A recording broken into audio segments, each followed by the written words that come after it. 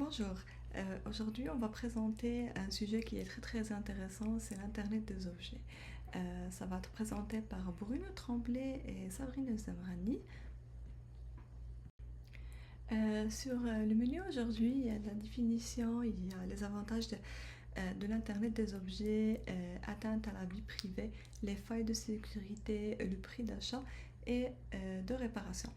Donc, sans tarder, on va commencer par une petite introduction. Imaginez-vous un monde où votre réfrigérateur vous demande de faire des achats en avance ou bien même il peut faire une demande lui-même auprès des commerces connectés.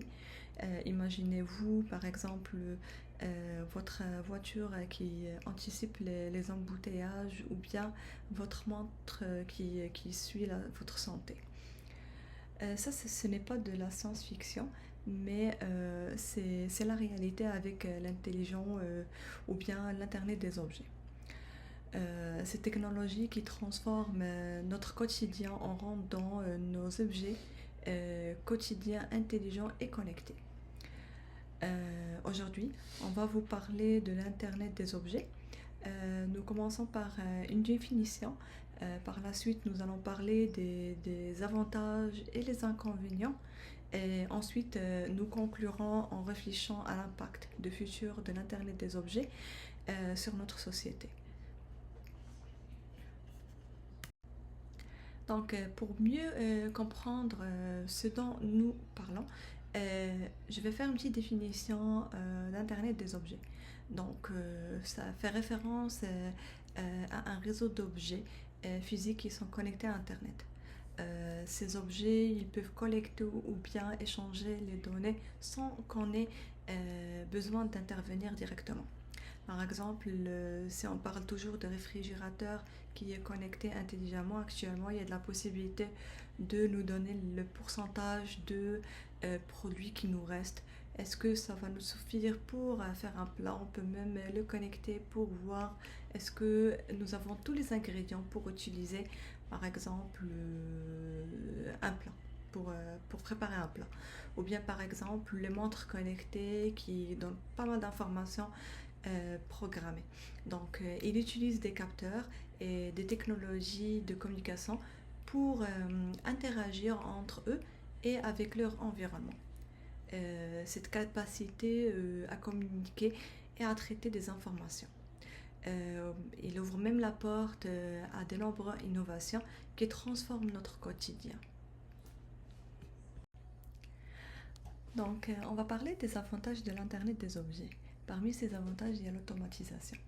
Et en gros, c'est quoi l'automatisation? C'est simplifier la gestion du processus en confiant des tâches répétitives.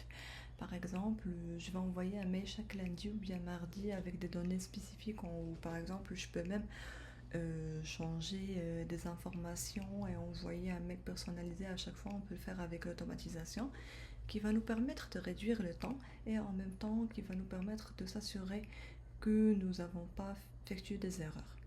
Pour le temps, par exemple, au lieu de préparer le mail chaque jour ou bien chaque semaine, et ça va nous prendre 30 minutes, cette fois-ci ça va nous prendre uniquement 1 minute ou bien 2 minutes pour s'assurer que tout est correct. Et par la suite, ça va nous réduire même les erreurs. Euh, pour la productivité accrue. Pour la productivité accrue grâce à des caméras, il y a des capteurs qui peuvent contrôler la qualité des produits plus rapidement et plus précisément que l'œil humain. Ils peuvent détecter ainsi les défauts en réagissant rapidement. Cette capacité permet d'identifier les erreurs en avance avant que le produit, par exemple dans une usine, avant que le produit, par exemple, passe à la dernière étape, on peut voir en avance les erreurs ou bien ce qui ne va pas ou bien les produits qui sont défectueux. Ça va nous permettre de réduire les coûts et ça va nous donner une productivité très exceptionnelle, sincèrement. La communication en temps réel, c'est presque la même chose. C'est la facilité qui donne l'Internet des objets, qui permet aux entreprises de suivre et d'analyser la vente sur la plateforme, par exemple Amazon. Par exemple le site Amazon qui permet de donner de manière instantanément en intégrant des captures à des systèmes connectés. Les données de vente sont collectées et analysées en continu, par exemple les produits vendus ce mois-ci, le pourcentage de vente, combien l'entreprise a gagné, ou bien combien le pourcentage de, d'achat est réduit ou bien diminué ou bien augmenté, par exemple. À la fin, c'est la satisfaction des clients. Donc, c'est vraiment, pour moi, c'est quelque chose de la plus pertinent pour l'Internet des objets parce que ça permet aux entreprises d'améliorer l'expérience des clients en offrant des services personnalisés comme par exemple le suivi. Admettons, on est toujours sur le sujet d'Amazon, ils font des suivis des colis. Euh, Par exemple, par exemple la livraison de nos colis. Ça nous permet qu'on reçoit des messages en avance. Voilà votre colis, il est en route. Ça va prendre entre 2 heures jusqu'à 3 heures pour recevoir le colis. On peut faire une vérification en avance et de colis. On peut prévoir quand le colis, par exemple, va être disponible ou bien va être livré. C'est quelque chose qui peut aider à avoir une satisfaction des clients parce qu'il peut avoir toutes les informations à temps réel ou bien ils peuvent être par exemple connectés à, euh, à leur compte et faire un suivi que ce soit avec l'outil qu'ils préfèrent, par exemple des SMS ou bien des messages, des emails ou bien même des appels téléphoniques selon ce que les clients préfèrent. Donc, par la suite, je vais continuer avec mon collègue Bruno Tremblay qui va continuer la suite de ce projet. Alors, un des enjeux très importants là, au niveau des appareils connectés, c'est évidemment l'intrusion et l'atteinte là, à notre vie privée. Si on pense aux objets, aux assistants personnels, un assistant personnel comme Siri, Google ou Alexa qui sont dans notre maison, on peut se poser la question, est-ce que ces appareils-là nous écoutent? Est-ce qu'ils récupèrent des données sur nous? La majorité des experts s'entendent de dire que oui. Si l'appareil, que ce soit un grille-pain, un four ou une enceinte de télévision, possède une caméra, un micro, ils sont en mesure de récupérer des données sur nous, même quand l'appareil est éteint. Donc, ces données sont stockées sur des serveurs qui appartiennent aux fabricants.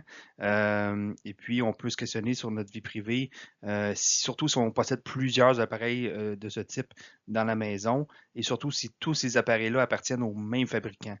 C'est-à-dire que si vous avez plusieurs appareils connectés qui appartiennent à Apple, ben, il y a comme une sorte de centralisation de vos données personnelles. Pour ce qui est des appareils qui sont à l'extérieur de la maison, je pense par exemple là, aux montres intelligentes de type Fitbit, par exemple.